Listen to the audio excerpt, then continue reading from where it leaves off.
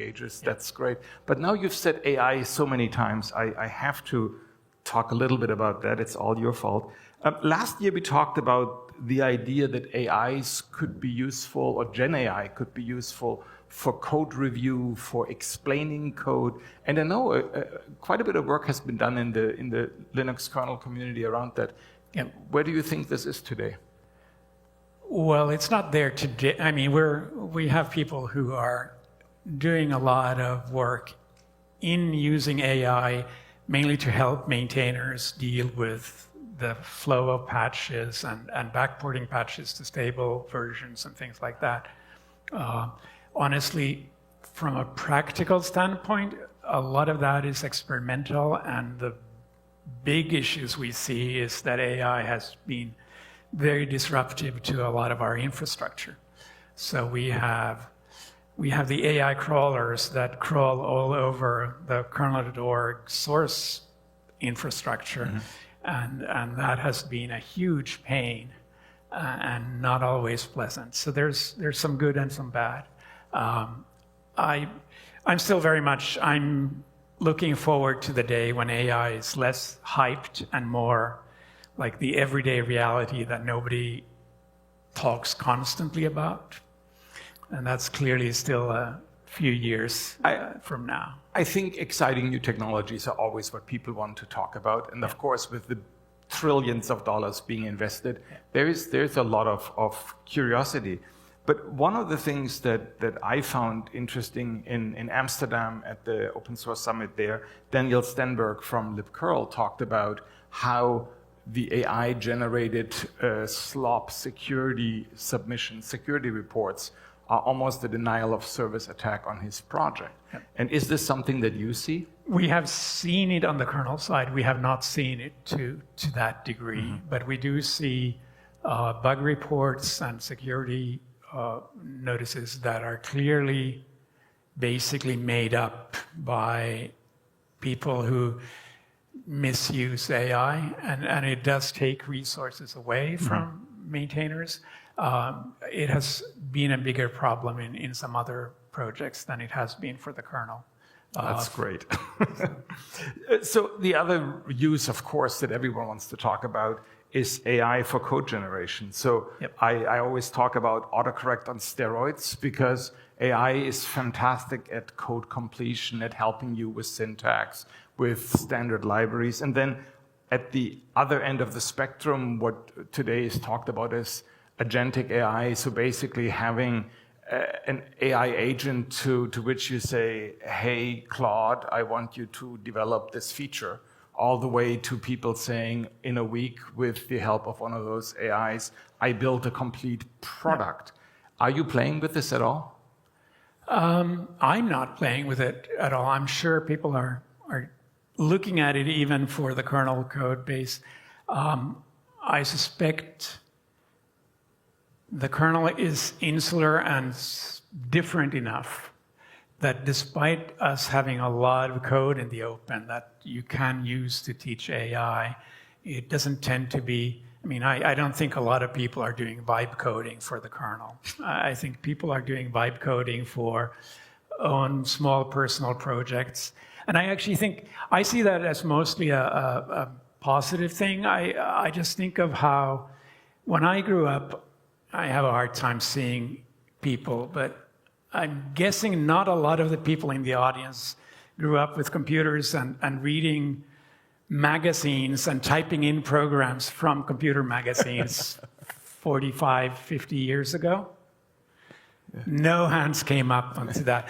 But that's how I got into computers. And I feel like computers have gotten so complicated, and your expectations of programming have gotten so much higher that it's much harder to get started these days than it was when I was young and I got into computers and I got excited about it. And I actually think that vibe coding may be a horrible, horrible idea from a maintenance standpoint if you actually try to make a product for it. But I think it's a great way to make, for new people to get involved and get excited about computers and get computers to do something that maybe they couldn't do otherwise. And so I actually am fairly positive about this all. And I mean, and that's obviously ignoring all the people who then hope to make billion-dollar companies by just using vibe coding. But I see it as something exciting and something new and something good, even if clearly I think people's expectations from when I talked earlier about how real projects are a lot about maintaining it, and I think people will notice that vibe coding may not be the way towards that. Yeah, I mean, there is this thrill, the excitement of coming into a new programming language, a new environment, a new set of libraries, and have the tool do 90% of the work. Yep. But I've been spending a lot of time on this, and the tools get you to 90%, and they do an amazing job at that. It's that last 10%, and that last 10% is The exactly... last 10% is the thing that takes 34 years out of your 35-year project. So. Exactly. So there is a lot of opportunity here to create great things, but there's also a lot of need to then make this actually real.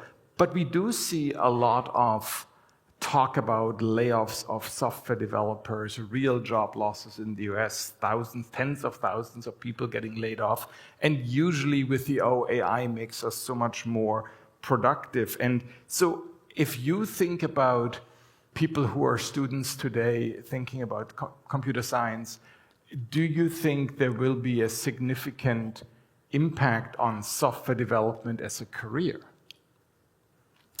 I honestly don't know. This is one of those things where I will just say, hey, let's wait a few years to see what the real answer is, because I think it's a complicated question, and I suspect, my personal opinion is that you will notice that you will need all the same maintainers to actually keep that project going, and that AI is just another tool, the same way compilers freed people from writing assembly code by hand and increased productivity enormously, but didn't make programmers go away. I think AI in the end will be that too, that it's another tool that allows you to not have to deal with all of the minutiae, but it doesn't make the actual programmers go away. That's my gut feel. And if anything, it probably makes people more productive, but also opens up whole new areas of development, and you actually end up with more software programmers for that reason. That is exactly what I was thinking about. If you have all these productivity gains, there are a couple of things you can do. You can say, I do the same thing with fewer people, or I do more things with the people that I have. Yeah. And to me, one of the great opportunities with Gen AI is that we can do things that in the past, this initial hurdle to get to something that you can demo would have been way too big. So from my perspective, if I look at people starting out in computer science today, your ability to actually articulate an idea and create a demo, create a proof of concept using modern tools is just as important as 20 years ago it was your ability to write bubble sort, 30 years ago. But I think it's a very interesting development as it really changes what the job of a software engineer is and how you interact with the system. And I think your comparison with assembly language and machine code is very apt. Or the switch from C, which some people still use C today, to object-oriented programming languages. But I want to actually switch gear